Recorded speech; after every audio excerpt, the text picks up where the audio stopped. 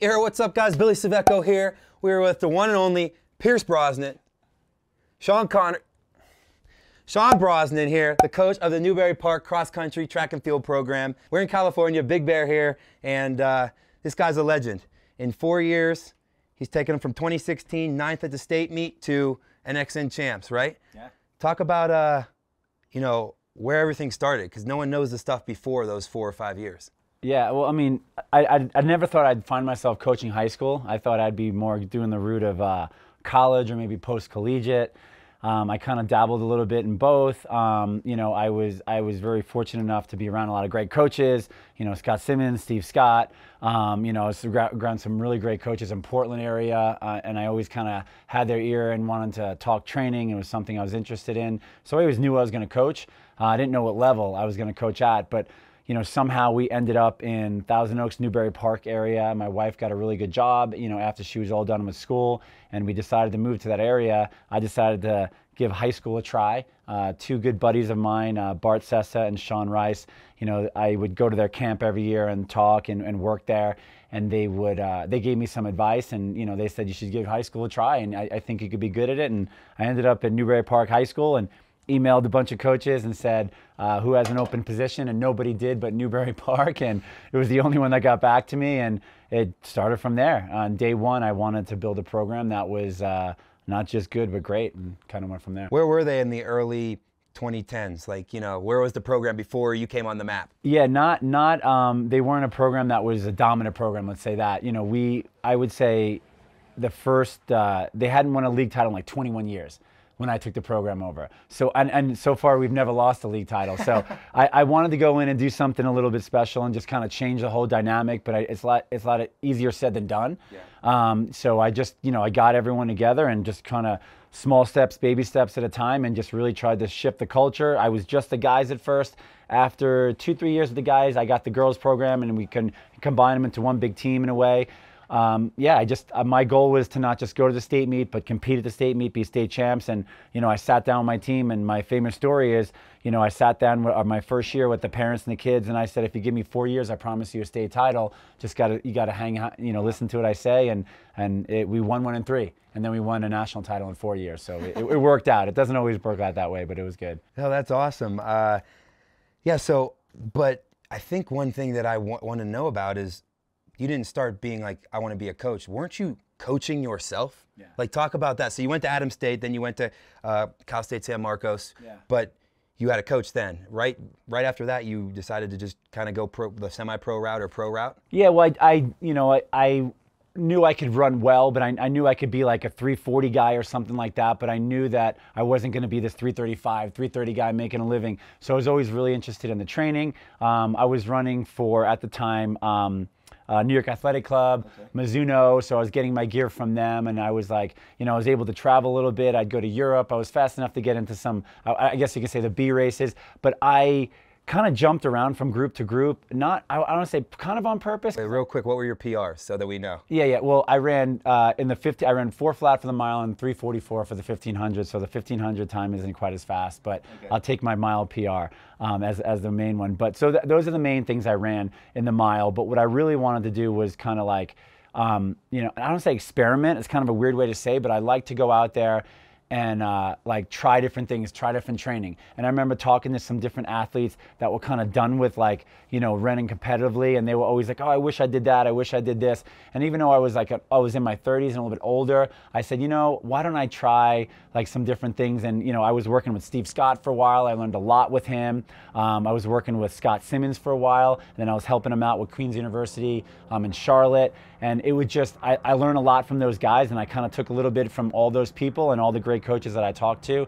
And what I'd like to do is, you know, try stuff on my own. I was known to do some pretty crazy workouts, and I never really worried about my racing, and you know, even like make myself puke a couple times and see if I could, what workouts worked and what ones didn't, you know. What's that one story you told me about the throwing up to Alberto? Yeah, well, I mean, I think this is it, but I mean, I always thought, like, hey, like, what kind of workout would get that lactic acid where you really feel sick and you make yourself throw up? Anytime I did 200s really fast, I mean, I have the famous workout where I, like, literally, I think, puked my guts out. Was we did we did 200 meters, 30 seconds rest, 200 meters, then 10 minutes rest times 3. But you're running them in, like, for me at the time was like 23 seconds, low 23 seconds. Oof. So you get to that, like, I would say the second or third set and you have a headache and you're spinning. And I just always wanted to push myself and see what I can do. And some of the guys that were there and saw it was like, I mean, I was laying on the track puking, and I would just try some different things. And like 400s, I would take that old Scott Simmons philosophy of what he calls hammers. You do, let's say you run 59, 59, 59, 59. You would throw a 53 second in the middle of it and then try to come back to 59, even though you couldn't all the time. I like to just see how my body would react. Now, again, this isn't how I train my kids. Yeah. That's a misconception, but yeah. I like doing that stuff. And then there was a while where I trained 90 miles a week and I was doing more like longer stuff, not a lot of speed. Was the worst for my running personally, but I just think I'd like to experiment and all that stuff. And that opened my eyes to like changing the on the fly and making adjustments to the particular athlete. And I think that's why I kind of, I coach successfully in a certain way. That's the magic, yeah. That's the magic, is being able to adapt to people, different training, and also taking the pieces you've learned from all the other people, but making it your own little formula. Right. That's what I think is cool. And then it sounds like that's the biggest thing for me with you is like your passion. Right. Like this isn't just a job. This is like what you love to do. This gets you going. This is like just hearing all the stories you're saying. Even pushing yourself to the limits when you're an athlete like that, that's psycho a little bit. But that's what's crazy, and that's what makes it, I think, like I said, very, very special. Oh yeah, I just thought, like, I was surprised by the story when you said someone's like, hey, I need help with coaching, so you just drove your car there and lived out of your car. Where was that? And Scott Simmons called me once when I was training with Steve Scott. I had, after school, I had left school with a little bit of eligibility. Then I used some of my eligibility with Steve Scott, and then I stayed with him just to learn from him as a coach and as an athlete. And then, Scott Simmons called me and was like, hey, like, what are you doing? Like, what do you want to do next year? Like, as far as training, all this stuff. So I moved out to Charlotte, North Carolina, started working with him, helped him out at Queen's University a little bit. And I learned a lot. He took this program. Scott Simmons is he coaches some greats now, and I think he was coaching the WCAP program, and he was also coaches Paul Schlamo right now and a bunch of other guys in the Colorado Springs area. But before that, he had won some national titles, multinational titles in the NAIA, and then he was coaching at this D2 school. He was kind of known as this, like, I don't want to say like renegade coach, but he just did a really good job, but he wasn't in the traditional D1 atmosphere. And to me, he thinks outside the box and did a lot of things that maybe other coaches didn't do, and that was intriguing to me. And then I learned a lot from him. And yeah, a lot of stuff I wouldn't do, but a lot of stuff, a lot of my core stuff comes from Scott, because he was what taught me a lot about the elite side of athletes and how you get a guy from, I see him get guys from 15:30 to under 14 minutes, and it's that's the D2 style, and he's a great coach like that, and he has his own style, good and bad, and he just said, hey, can you come out to North Carolina? I drove across the country. I said, heck yeah. I packed up my my car and went, and just didn't know where I was going to do. But yeah, so that's where I was going with that. It's just a tenacity of you have a burning passion about it. Whatever. Hey, give me 4 years, we're going to win a state championship. Right. Hey, you need me to coach? I want to learn. I'm driving my car. I'll be there tomorrow. That's what I think is and I think it shows through your kids too. They have hearts of fire, they're engines. They're just ready to rip. Yeah, I think a lot of people think things are crazy or oh, you can't do that. You're why are you gonna? No, you can do that. I don't care how crazy it is. After Charlotte, I was there for a little bit, and then I had an opportunity. I remember I was racing in Europe, and I was sitting with my girlfriend at the time, and it was now my wife, and I was like, well, where do I want to move? She still had a couple semesters of her master's left. She was getting her second master's degree, and I was like, well, I don't know, maybe I'm going to Portland. So I started contacting people. I hooked up with this guy, Bob Williams, who was one of the original coaches at Oregon Project with John Cook and Alberto. He introduced me to Alberto. Never quite met John Cook, but he was kind of long gone by then.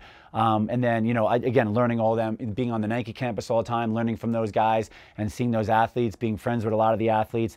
I worked a little bit with Jonathan Riley before he was working at Nike, became friends with him, and just kind of grabbing his ear on stuff, him introducing me to people. And the next thing I know, I'm living in Portland, going to Prefontaine with these great athletes. I'm like, this is insane. And it was a pretty cool experience. And, it's invaluable what I learned from watching them coach and asking them questions, and them being open with me about training. And I remember you said that's why, you said Alberto sometimes he's very light to people that he learns, his first meeting, but he said he saw something in you, and he was like, I think you were so he was so intrigued by your interest in like training, not just like why are we doing this, but you were like, what about this, what about that? And I think that's why he kind of took you under your wing, it sounded like. Yeah, he was always nice to me. Always nice to me when he's on the track. I always, you know, when people say all these like negative things about him, I never quite understood. But you know, again, I don't see all sides of everything, and I'm not involved the way they are. But I always thought he was really generous, and anytime we needed anything or a question, even if it came from Bob or me, it was like he was. I just found him as a very generous, very nice guy, and that's what I'm sticking with because that's how I know him. Yeah, but it's cool that he took you, like I said, like he was open with you. A lot of people he might have kept a closed door to. Yeah, he's a really nice guy. So again, you have all these. You should write a book someday of just a little piece of every person's thing. But what do you do now?